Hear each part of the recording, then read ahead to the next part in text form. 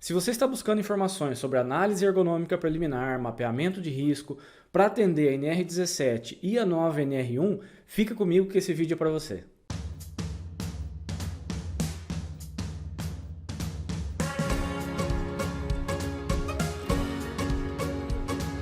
Olá, prevencionista. Meu nome é Thiago Pegatin, sou professor e ergonomista. Estou aqui mais uma vez para falar sobre ergonomia, saúde e segurança do trabalho. Se você já nos acompanha, seja mais uma vez bem-vindo. E se você não nos acompanha, não conhece ainda nosso trabalho, se inscreve no nosso canal de YouTube, acompanha nossas redes sociais, que nós publicamos semanalmente conteúdos práticos direcionados para o ergonomista, para o profissional de saúde e segurança do trabalho, tá legal? Então, clica aqui, se inscreve e acompanha as nossas redes sociais para receber sempre em primeira mão as informações, tá legal? Hoje nós falaremos de análise ergonômica preliminar, de mapeamento de risco, que é um item muito importante na nova NR1, no Programa de Gerenciamento de Riscos. É importante que o ergonomista tenha esse instrumento, saiba como utilizar essa metodologia, porque isso vai fazer parte da rotina daqui em diante, né, para nós, profissionais de saúde e segurança do trabalho, porque o Programa de Gerenciamento de Riscos muda toda a sistemática, a forma de atuação dos profissionais, das empresas. Então é importante que a gente tenha esse instrumento, que consiga fazer esse mapeamento, para poder alimentar o PGR, para poder alimentar a NR1 e também, ao que tudo indica, atender a NR17 que vai aparecer, né, na nova redação, tudo indica a figura da análise ergonômica preliminar, tá legal? Então hoje eu trouxe aqui para vocês um instrumento que pode auxiliar nesse caminho de realizar o mapeamento de risco, é uma ISO, e por consequência tem uma validade interessante, né, como instrumento metodológico, e é sobre ela que nós vamos falar hoje, tá legal? Aqui no slide então, pessoal, apresento ainda para quem não conhece a ISO TS 20646, que por definição, eu coloquei aqui para vocês, ela traz diretrizes ergonômicas para a otimização das cargas de trabalho sobre o sistema músculo-esquelético. Então, nós podemos utilizar essa norma tanto para o mapeamento, para a análise ergonômica preliminar, como também para o nosso programa de gestão, o acompanhamento das ações que são efetuadas, né, que são implementadas no ambiente de trabalho. Qual é o escopo dela? Qual é o objetivo? Reduzir ou otimizar, né, a carga musculoesquelética de trabalho. E ela vai se basear no processo de identificação e avaliação de risco, assim como a grande parte das ISOs, né, nós temos uma sistemática de avaliação que tem alguns itens, né, que servem de base, e a gente vai perceber que essa norma, eu vou passar para vocês uma parte dela, né, que é relativo a esse mapeamento, mas ela também tem outros anexos que podem auxiliar de diversas formas, tá legal? Então, passando aqui, eu trouxe uma definição rápida, né? Como eu disse, a gente não vai aprofundar nisso também, mas uma diferença de perigo, risco e o que é um dano.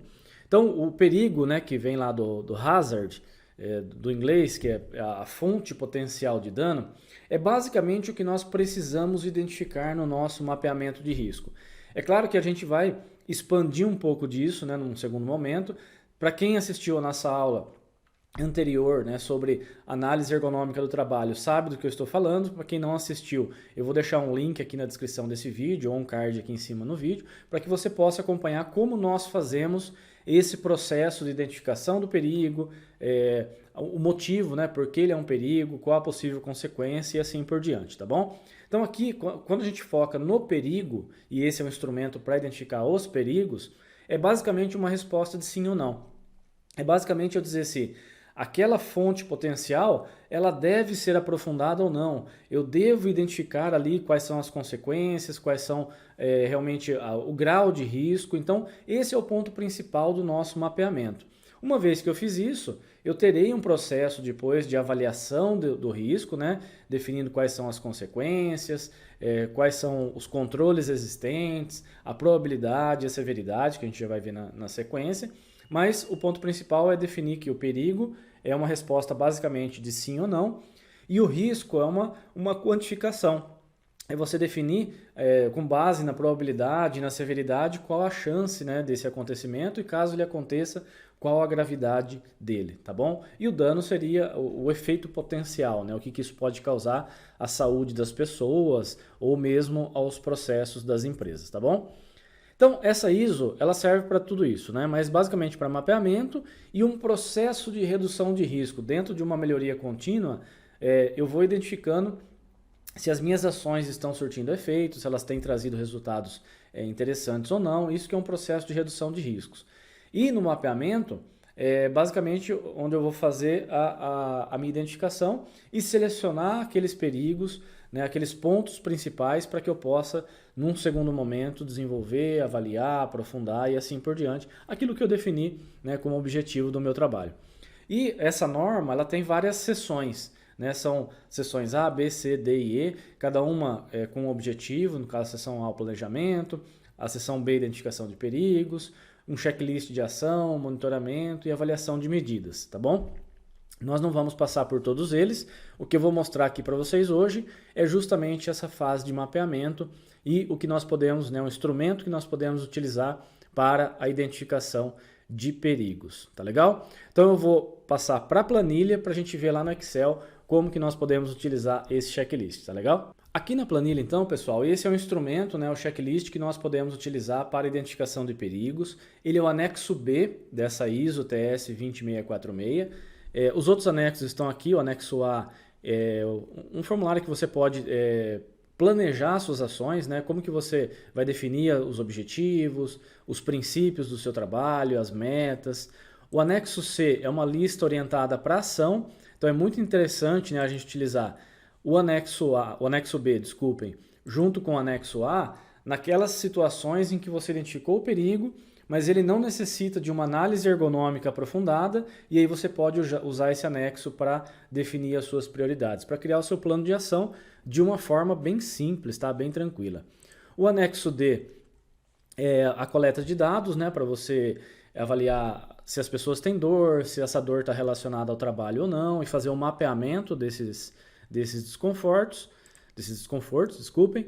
E aí o anexo D, que é uma planilha de análise, né, que nós construímos aqui, onde a gente pode preencher todos os resultados e definir o quadro de dor. Aqui, na verdade, não é um anexo específico da norma, mas é um que a gente fez para conseguir utilizar esses dados da coleta de dados, tá bom?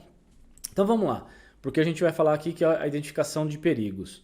Então nós temos aqui, ó, várias seções nesse checklist, né? Então são 6 seções. A primeira relacionada às horas e à concentração de trabalho. Aqui a seção 2, o tipo de trabalho realizado. Seção 3, posturas e movimentos. A seção 4, espaço de trabalhos e fatores da tarefa. A seção 5, os fatores psicossociais. E a seção 6, os fatores do meio ambiente, tá bom? Então aqui, um pouquinho diferente de outros instrumentos, inclusive do que a gente utiliza, que era com base no e-social, ele tem umas divisões um pouco distintas, mas os itens que estão ali dentro são todos itens muito comuns para nós, ergonomistas, né, profissionais de saúde e segurança do trabalho. Nós nos deparamos muito com isso nos ambientes, então eu creio que a imensa maioria dos itens que estão aqui contemplarão o que vocês vão encontrar lá nas empresas, tá bom? Então aqui no caso, na seção 1, ó, horas de concentração de trabalho. Então primeiro, a jornada de trabalho é longa, né? Por mais que 8 horas por dia. Então, como eu disse, isso é um checklist de sim ou não. Então, se as pessoas trabalham a maior parte dos dias realizando horas extras, então aqui eu vou assinalar como sim, por exemplo, que é um item que deve ser investigado ou deve ser avaliado. Se as pessoas não trabalham, eu coloco não e continuo a minha avaliação, tá bom? Aqui, longas e frequentes horas extras de trabalho, tá? Mesma coisa. Longo tempo de operação contínua, isso é muito comum, por exemplo, em indústrias, né? O cara que está lá na linha de produção, o cara que tem, por exemplo, pequenas empresas também, onde as pessoas às vezes não têm o seu horário bem definido, né? Então ele pode ter uma operação que é muito contínua. Intervalos, né, ou pausas de descanso insuficientes. Então, se você notou que, por exemplo, se você está fazendo avaliação de um frigorífico, né, de um abatedouro de aves, por exemplo, existe lá na NR36 os períodos determinados para as pausas regulares. Então, essas pausas elas têm que ser respeitadas. Se isso não está acontecendo, é um item normativo. Então, além de ter uma possível sobrecarga, nós temos um item legal que pode gerar uma notificação para a empresa, tá? Dias de descanso insuficientes, as concentrações, né, de trabalho, seja um desequilíbrio entre as tarefas dos colaboradores ou quando tem sazonalidade. O que seria isso, né? Então pode ser que tenha uma indústria, né? Novamente pegar o exemplo de uma linha de produção, em que as pessoas, o primeiro da linha e o último tem uma sobrecarga muito grande e os intermediários têm um tempo maior para realizar as suas tarefas. Isso é uma concentração desequilibrada entre os trabalhadores. Em relação ao dia da semana, mês ou ano, por exemplo, algumas indústrias têm uma produtividade, né, uma produção, na verdade, um aumento de produção muito grande em períodos específicos. Por exemplo, no Natal, na Páscoa, né, a indústria que trabalha com chocolate, de repente, Dia das Crianças e Natal, então um pouquinho antes disso, para as indústrias que trabalham com brinquedo, enfim, dependendo da sazonalidade, nós podemos ter um aumento da carga de trabalho. Então, é isso que se referem a esses itens. E o último aqui, um descanso insuficiente entre turnos, que inclusive também é item legal, né? Nós temos que ter entre uma jornada e outra pelo menos 11 horas de descanso, tá bom? Então vejam aqui como funciona o checklist. Eu vou identificar de acordo com esses itens, lá no meu ambiente de trabalho, eu vou levar impresso isso aqui e vou marcar. Então, as pessoas fazem muitas horas extras? Sim ou não? Elas têm dias de descanso insuficientes? Sim ou não? Tem o descanso intra-jornada? Sim ou não? E eu vou trazer isso tudo para o meu relatório, tá? Eu vou fazer isso com a concentração de trabalho, eu vou fazer isso com o tipo de trabalho, ó. Então aqui, vou dar mais alguns exemplos, ó, em relação ao tipo de trabalho.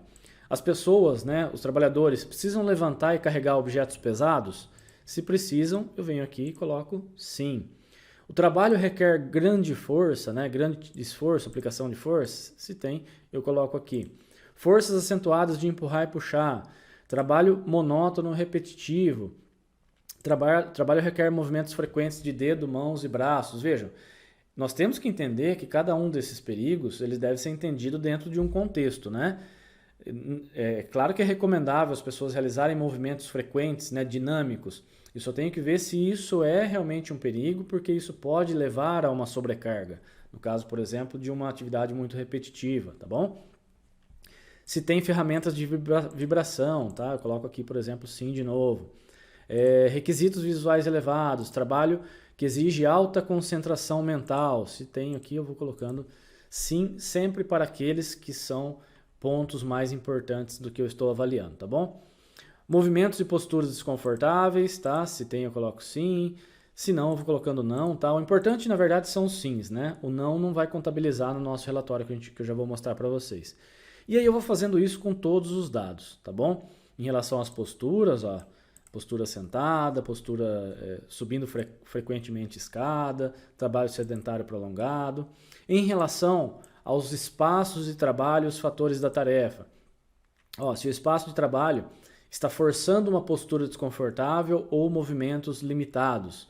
Se eu tenho manuseio de objetos de trabalho acima do ombro ou acima do joelho. Se eu tenho objetos de trabalho que sejam difíceis de manusear ou escorregadios. Novamente, eu vou marcando aqui para cada um deles tudo que eu encontrar, tá bom? Isso para os fatores psicossociais. Eu acho que aqui nós temos um bom resumo dos fatores principais, né, em relação às cargas psicossociais. Tenho aqui sobrecarga e subcarga mental, pressão de tempo e altas demandas. Nós temos estresse relacionado ao trabalho. Nós temos a baixa satisfação, né, ou a insatisfação com o trabalho, a falta de autonomia, né, influência baixa, controle baixo, que é muito comum, por exemplo, em indústrias que têm um alto grau de repetitividade, e se existe apoio social ou não, tá? Em relação aos fatores do ambiente, a mesma coisa, e aí eu vou anotando para cada um desses itens, tá? Muito simples, como eu disse, uma resposta de sim ou não. E aí, aqui é claro que na planilha, a gente consegue ter alguns dados mais interessantes, né? Então aqui, por exemplo, eu posso fazer um mapeamento e vai me dar um gráfico, por exemplo, com essas características. Eu vou marcar mais alguns itens aqui, ó, só para a gente observar, tá? Como que vai ficar esse gráfico, tá bom? Ok, aqui vou deixar sem. Então aqui, de acordo com as seções, ó, então seção concentração de trabalho. Então aqui eu tenho um perigo identificado. Em relação ao tipo de trabalho, quatro fatores de risco, né, ou 4 perigos. Em relação à postura, 2. Espaço e fatores da tarefa, 3. Fatores psicossociais, não tive nenhum. E meio ambiente, eu tive 1. Tá? Então aqui é importante só para a gente ter graficamente onde estão os problemas principais, onde estão concentrados os principais perigos, né? Para onde que eu tenho que direcionar a minha ação, tá bom? E aí, como eu disse, né?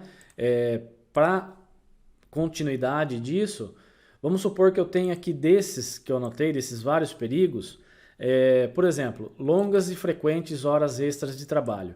Se for só esse item que eu estou avaliando, né, independente do que isso vai refletir, teoricamente eu não preciso de uma análise ergonômica para definir aqui, ó, que isso é um problema que precisa ser resolvido.